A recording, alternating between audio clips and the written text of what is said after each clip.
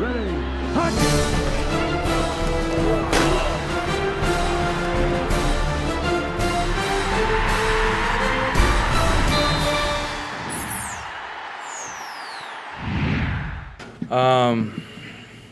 I don't know. I think that was probably one of the best games that I've played in my college career, for sure, since I've been at Oklahoma. And it was just one of those games, and just really played well. The offense was playing well. Did a lot of good things in the passing game, and just really blessed to be able to finish it out like that. And God just gave me some peace right there, and we made it happen. Landry, how much do you actually audible during a game? I mean, was that a rare thing that you did on Saturday, or do you do that more than we know? No, that was just something that we kind of saw right there, and me and Kenny were on the same page, and just signaled him a route to run a slant route and cross that guy's face and did a good job. Do you signal with a cadence, or do you signal a hand signal? We'll leave that one a secret for everybody. Whatever you use to signal, you're going to have to change that now that everybody knows what happened? We'll play with it.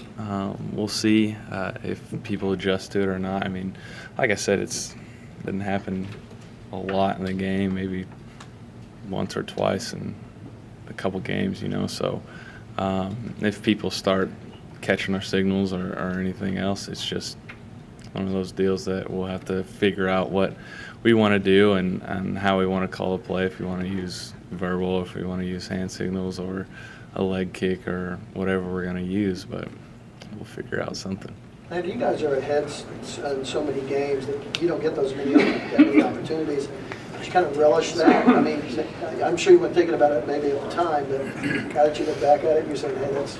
Yeah, I mean, at the time I was more wanting just to win the game, and so now looking back at it, I'm glad we were put in that position, and I'm glad that we got to be able to come through it and be on the good side of it this time, and so it was just so much fun, and like I said after the game, just really thankful of what God has done through me at this university, and him just being able to be with me out on the field, and it was probably one of the funnest games I've played. When you talk about your confidence that you would go score, I know the huddles you get in and conversations like, guys, we will go do this, and how did that work out going into that last possession? I don't know if there's really anything that was like, there's no one on the sideline gave a dramatic speech or anything like that. In the huddle, I was just like, we got to go score. And that was Not any different than any. Yeah, not any different than any. Everybody knew. It wasn't like we didn't know we had to score, So it was just one of those situations that we were like, okay, we got to get this done. We got to go score a touchdown. Dean had asked you if that was your best game. I know all the losses are down at the bottom, and you probably don't want to rank them, but Right. How bad, was it after that Oklahoma State game last year? Was that one of your toughest losses? Yeah, I think so. It was just more of how we played as a team. I think they just flat out beat us in every aspect, and usually we feel like we have some success in some part of the game, but last year they just flat out beat us, and so it was tough being blown out like that on the road, and so hopefully this year we'll turn around and play a little better game. Was it tough also that, that was for a Big 12 championship and both teams end up in Arizona, and you got to hear that they're playing in the BCS game the whole time you're out there, and you see, Inside Bowl and Fiesta Bowl, and that you're not the ones in that Fiesta Bowl? Well, yeah, I mean, you always want to be in a BCS game. You always want to be in the national championship game and things along those lines. But, sometimes in life things happen and you don't get the opportunity to play in those games. But last year we were fortunate enough to win our bowl game. But, yes, we would have liked to have been in the national championship and a BCS bowl game. Now we got some good news after the game as well. Kansas State going down. You're still in the running for the outright Big 12 title. Was that good news when you heard that? Yeah, that was good news for us. We're always, now it's kind of out of our hands, the Big 12 championship. But, that would be huge for our program if we're able to sneak in there and get one this year. So some things have to happen for us for that to be a possibility, and so you never know what's going to happen in college football. Are you able to pull for the Longhorns when they play K-State? I think we're going to have to. Who do you think it's going to be when you're down on the field before the game starts and you have your senior day? Who's it going to be harder on, you, your wife, or your parents? Probably for the other people that are going to be there. I think they get more stressed out before games than I do, for sure. Especially Whitney and my mom and dad. I mean, I think they carry me better than I even realize it. So I think it'll be a little tougher on them than for me. Congratulations for being Big 12 Player of the Week. You always look at that as a team award, though, more than individual, don't you? Yeah, I mean, in football, there are individual accolades and all these things, but typically every year the Heisman Trophy winner in the last couple of years has gone to the national championship, has been on a really successful team, and so with all individual accolades, there is team success that comes along with it. It's pretty impressive you beat out Tavon Austin, too. Do what? I said it's pretty impressive you beat out Tavon Austin, too. Man, he was pretty good on Saturday. Played well. Landry, how do you think fans here will remember you? I don't know. I hope they remember me well, and I hope they remember me as a guy who came here and wanted to play for God and wanted to affect his teammates and live kind of for His glory here, and that's kind of how I want to be remembered as someone like that, So hopefully they'll remember me well. I think the sense is they haven't always given you the fairest shake based on things that have happened or haven't happened in the past. Did you ever think about that? And if you did it ever bother you? I mean, that's kind of is what it is,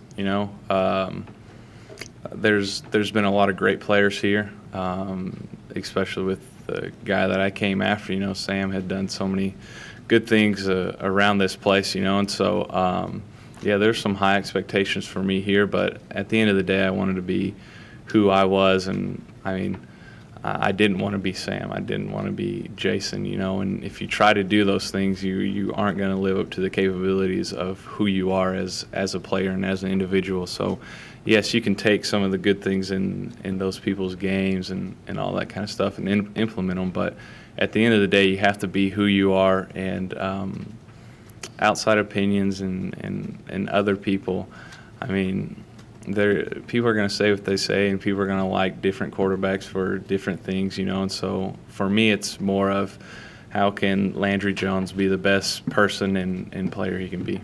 You obviously came to Oklahoma, though, because those guys established a tradition here of being a quarterback. Now that you've been through the Oklahoma quarterback experience, I mean, what's been the most pleasing part of it? What's been maybe the most surprising part of it all?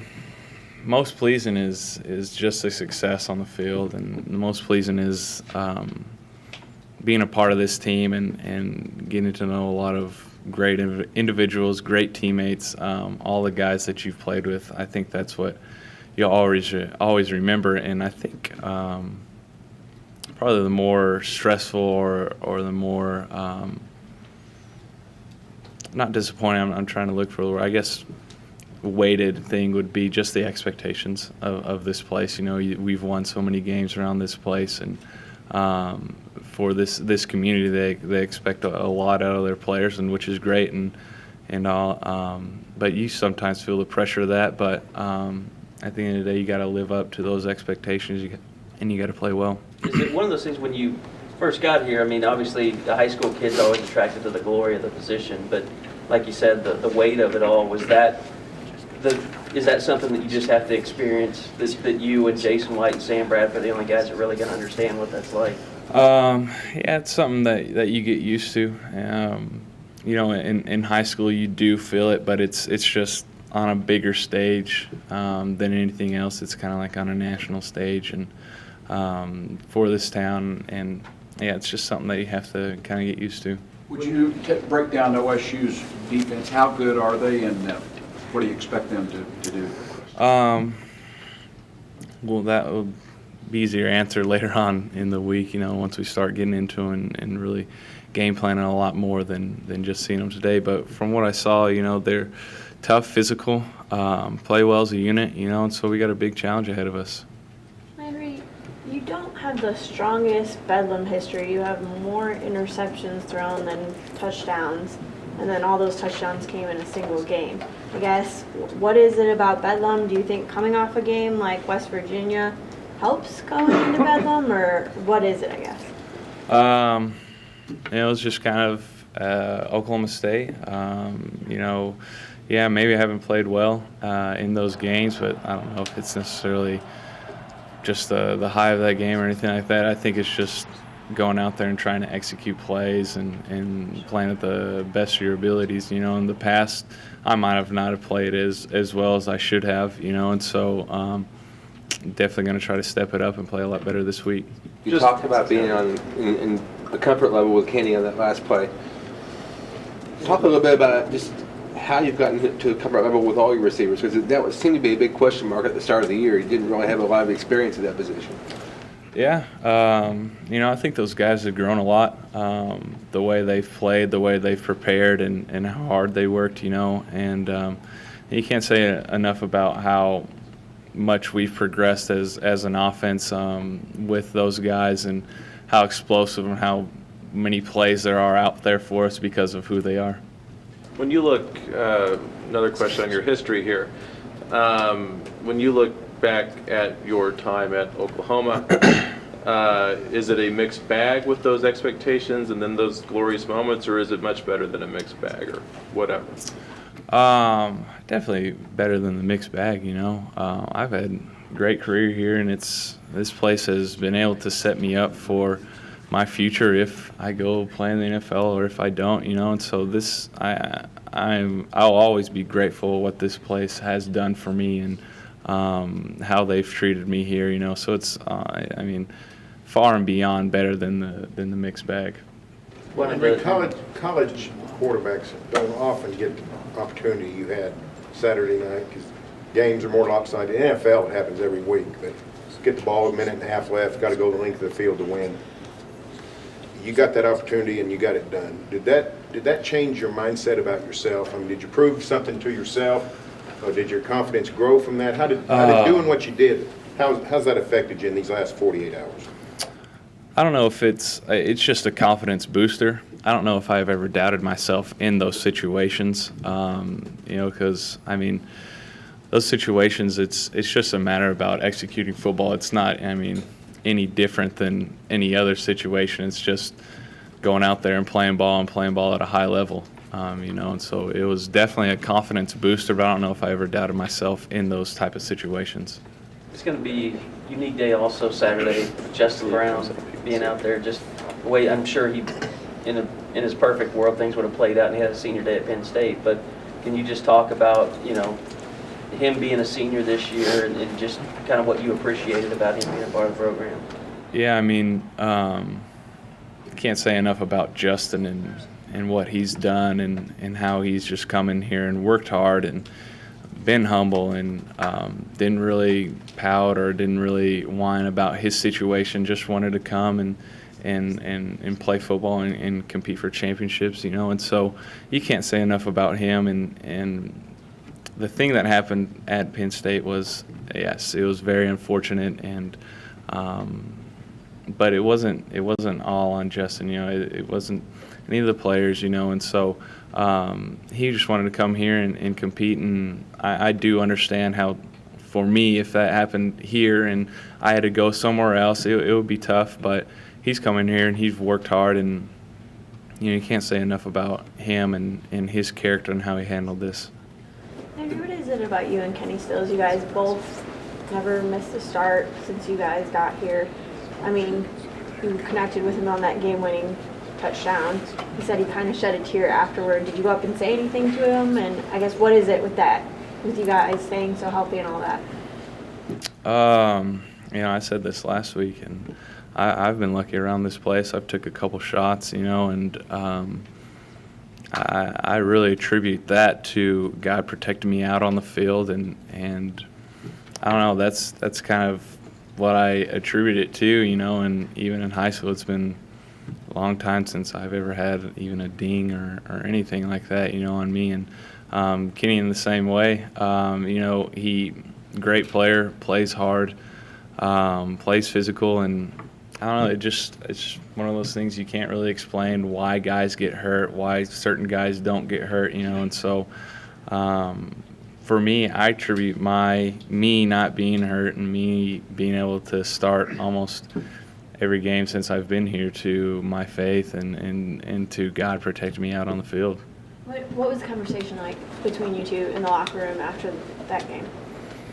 I mean, everybody's celebrating, everybody's going crazy. I don't know if there was necessarily a hug or anything like that. It was just more understood of whenever we need each other, we're there for each other, and that's kind of how it's been for me and Kenny this whole year and this whole time that he's been here. We just understand that when someone's in a bind, we can go to them and kind of they'll bring us out of that, I guess. Landry, one of the great things for fans is that they can second guess the play caller. They can say what they would have done.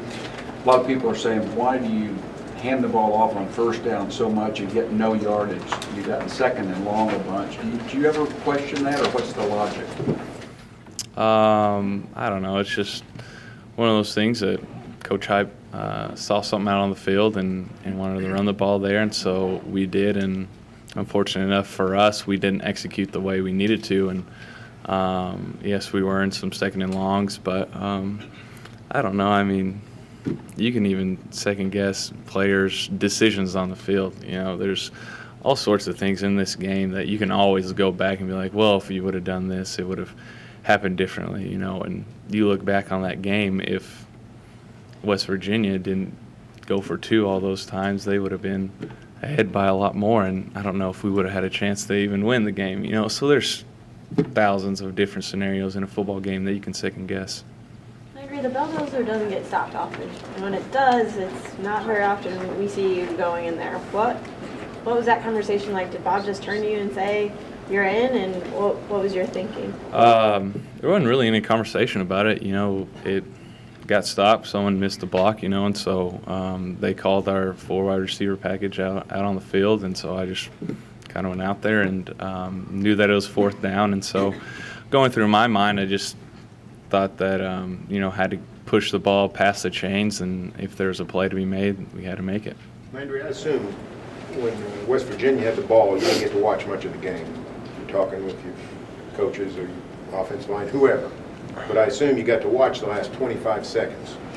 What went through your mind those last 25 seconds, the kickoff and then West Virginia's 2 or 3 plays? Just really praying that they don't score, and so, or if they do score, we get another opportunity at getting the ball back. So in those situations, I'm just watching the game and really hoping that our defense does a good job, and they did. They did a great job in those last 25 seconds of stopping those guys and playing hard. Were you aware of Tavon Austin and what he'd been doing? Not necessarily the exact numbers, but the fact that he was just running crazy. Yeah, I was aware of it. He's a great player. I don't know. I don't think anybody would have been shocked that he could put up those numbers, because of what kind of player he is and how much talent he has, and so, great players are going to do good things and are going to have great games, and unfortunate enough for us, he had a great game against us. Did you like the call of kicking off to him at the end of the game? Or would you have squibbed or kicked it out of bounds? I would have just kicked it off to him. I mean, we did a good job covering, so, if you kick it out of bounds, they get it on, 45? 30, 35? Whatever, 35, 45, who cares? 35-yard line, and you get a first down, then, if you're a D1 college quarterback, you should be able to throw it 55 yards to get in the end zone, so. Bob had said that the thing that he appreciated one of the things he appreciated most about your senior class was the direction of the program had slipped, and that he credited you guys with kind of building it back up after, you know, what you guys went through in the bowl game, I assume, last year. Where did you kind of see the seeds planted in terms of this, you know, this class lifting this program back up? I think it was more the fact that we just decided to do what was right. You know, we came to this university to go to class, get an education, and that all translate over into football, you know, and so I think it was just attention to detail and doing things right off the field. Hey, Landry, which was more difficult? Was it the game-winning touchdown or the first touchdown in the fourth quarter where you guys came on the field? You weren't necessarily in rhythm. You had had 3 straight possessions without a score. I think the last touchdown. You know, there's more pressure on that one for sure. Landry, in your experiences, what makes the Bedlam rivalry different maybe from others in college football? I think the quality of the players, for sure.